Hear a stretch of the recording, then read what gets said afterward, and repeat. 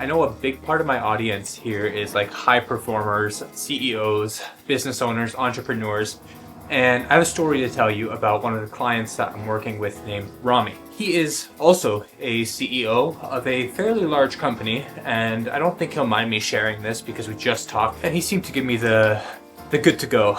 But as a CEO of a really big company, he is constantly leading people and managing people and making high-level decisions, right? And so more recently, he had to take a step back from cycling.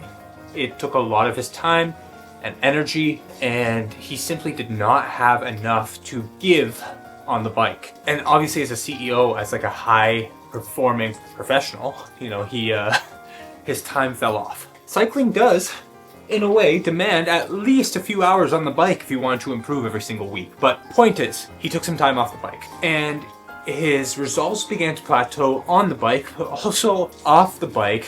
Showing up to work, he was showing up more tired.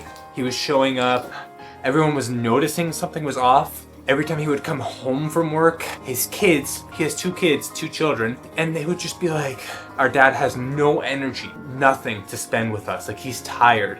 He's clearly fatigued, and this is all because he took some time off the bike, and it wasn't his fault.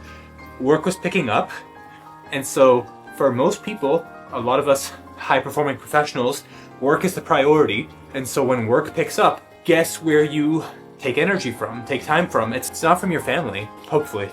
It's usually from your hobby, and that's what cycling was. He started falling down this really bad cycle of showing up to work cranky, getting home exhausted, waking up, doing it again, and the less he would train, the less energy he would have, the less ability to regulate his emotions, the more fatigued he was at home with his kids, the less energy he would have to spend with them, and time to spend with them and play with them. And so it was just this really bad cycle, right? Then he shot me a text one day, after following my account for some time. He said, Eli, are you in Abu Dhabi? At the time, I was in Abu Dhabi. I said, yeah. He was like, let's meet. I'm like, okay, down.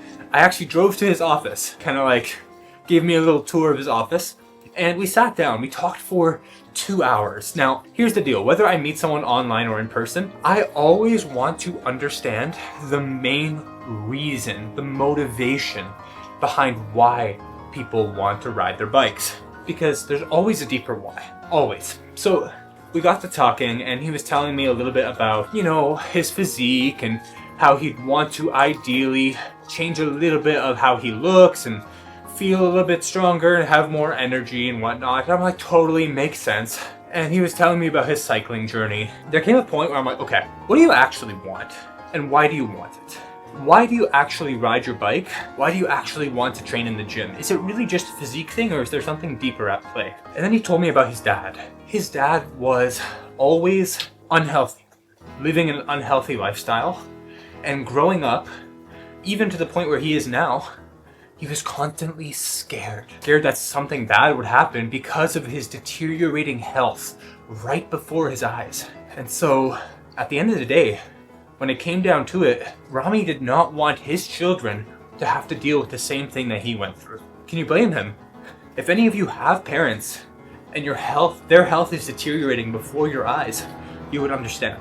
So he joined Ride with Purpose, and around 12 weeks, we've been working together now. 2 or 3 weeks ago, he sent me a video of him and one of his sons riding on the bike at the Hudayriyat cycling track in Abu Dhabi, doing 9 kilometers together. And I hear, Baba, I'm thinking to myself, wow, the change that happened in his generation. He grew up always scared of his dad's fragile health falling away. And now his children get to grow up seeing their dad as the strongest man in their lives, as a protector, as a father figure, as someone that they can look up to and say, I want to be as strong as my dad. So at the core of this, think about why we actually train. Because if you want to ride with purpose, you have to know why you are riding in the first place. Because for Rami, as a CEO, yeah, like the stats are cool, lifting heavier is cool, the FTP is nice, going faster is fun. Like, that's all surface level stuff at the end of the day. It's cool, it's great, but it's surface level. The real motivation for what he was doing was his children, was being a better dad, being there for them when they needed it, being strong and not fragile, taking care of them and not having them grow up thinking that they need to take care of him. So I encourage you, if you are watching this, think about why it is that you actually train, because that deeper why is going to be what gets you through those hard moments. It's going to be what gets you through the discouragement or those moments where you don't want to wake up and go train, the days where you're really tired, you have a lot on your plate. It's those things that will make a huge difference in your training and your long-term results. Be like Rami. Don't just train to get better at work, which is a huge benefit.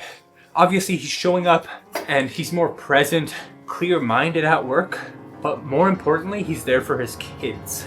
So yeah, ride with purpose, my friends. Train with purpose for a higher purpose.